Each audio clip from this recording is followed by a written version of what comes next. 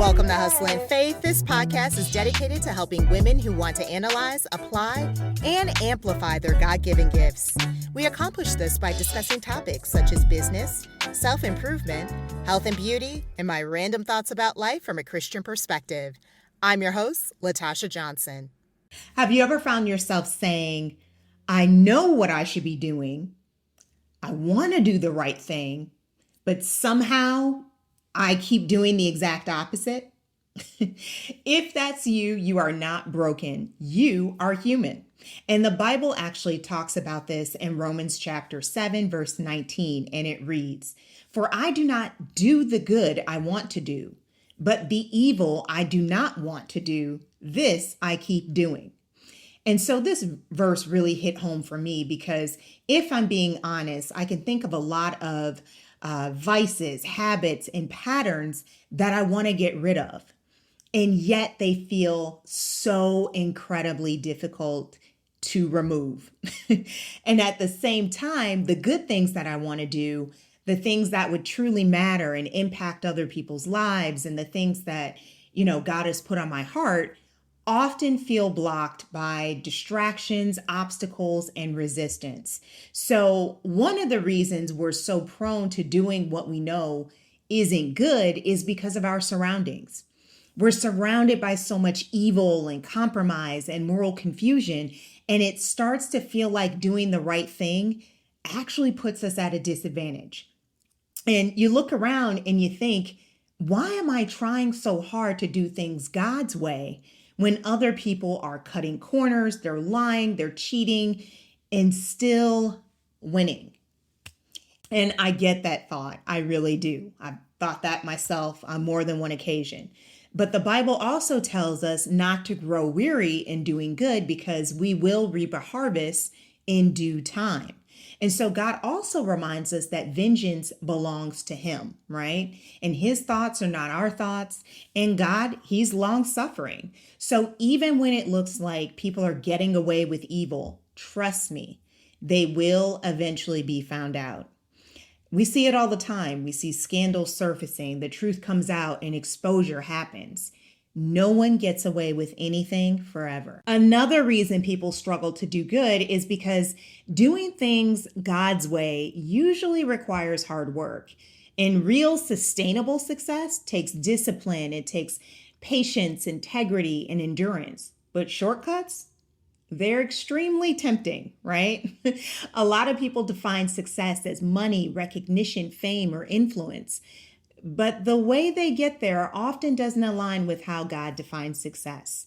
And here's the truth. You can reach a destination faster by cutting corners, but you won't be able to stay there. What God builds lasts. What shortcuts create eventually collapses. So another root issue is pride. And pride often shows up as impatience. Some people are just tired of waiting. They believe something belongs to them, so they take it by lying, cheating, manipulating, or forcing outcomes. And that's not faith. That's fear disguised as progress, okay? And impatience often comes from pride because we want control. We want to feel like we're moving forward, even if we're moving in the wrong direction, which is exactly what's going to end up happening if you let it, pride and impatience take the wheel. And so some people, confuse being busy with being obedient. And productivity is not the same thing as progress. One of the biggest reasons I believe that we struggle to do good, even when we want to, is fear. Fear of surrendering control. And so if you're type A like me, you understand exactly what I'm saying. I like knowing what's going on. I like planning. I like solutions. And so even when a situation is outside of my control, you best believe I'm still going to do my best to figure out how I can, get control of that situation. Because quite frankly, surrender is scary. Because surrender means trusting God, even when you don't see the full picture. And sometimes you're left dealing with the consequences of someone else's actions, good or bad. And so that's incredibly frustrating, right? And so lately I've been thinking about the story of Joseph. And honestly, I've been walking through a lot of situations lately that have made me relate to Joseph in a very personal way. And what I've learned is this: choosing to do good doesn't always make life easier, but it does make it more purposeful. So again, just to recap, some of the reasons why people give up on doing good is because doing good often takes longer. It requires endurance. It requires waiting. It requires trusting God when nothing makes sense. And many people give up because they're afraid to surrender.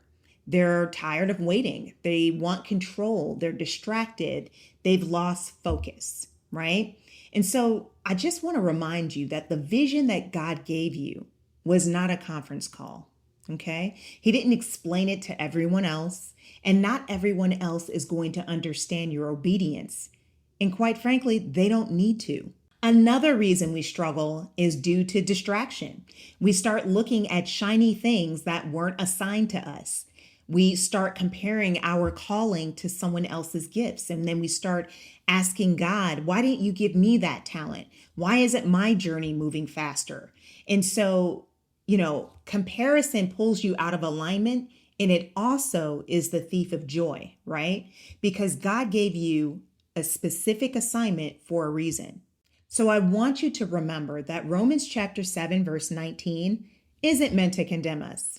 It's meant to remind us that the struggle is real. But here's the hope.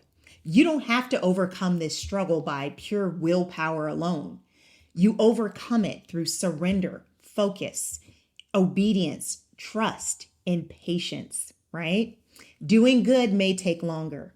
It may be harder, but it will always be worth it.